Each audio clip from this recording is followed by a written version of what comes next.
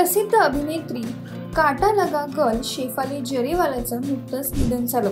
इतक्या कमी वयात तिने जगाचा निरोप घेतल्याने सर्वांनाच या घटनेने धक्का बसला। सध्या शेफालीच्या मृत्यूची विविध कारणं सांगितली जात आहेत। काही रिपोर्टनुसार शेफाली घेत असलेल्या अँटी एजिंग ट्रीटमेंटमुळे तिला जीव गमवावा लागला असं बोललं जात आहे।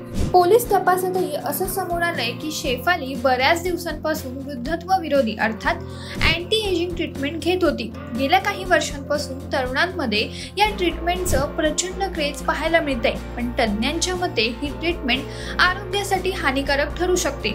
आज आपण जाणून घेऊयात की अँटी एजिंग म्हणजे काय आणि या ट्रीटमेंटचे शरीरावर नेमके काय परिणाम होऊ शकतात। अँटी एजिंग ट्रीटमेंट म्हणजे काय?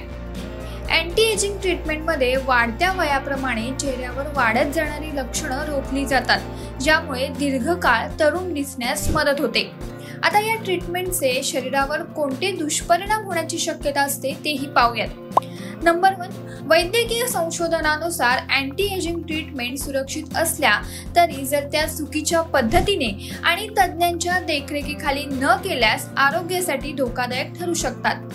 नंबर 2, एका रिपोर्टनुसार वृद्धत्व रोखण्यासाठी वापरल्या जाणाऱ्या पेप्टाइड आधारित इंजेक्शनमुळे हृदयाशी संबंधित समस्या वाढू शकतात आणि रक्तदाब सुद्धा अचानक कमी होऊ शकतो। नंबर 3, तुम्हाला ॲलर्जिक रिॲक्शन त्वचेचं इन्फेक्शन होण्याचा धोका अधिक निर्माण होतो।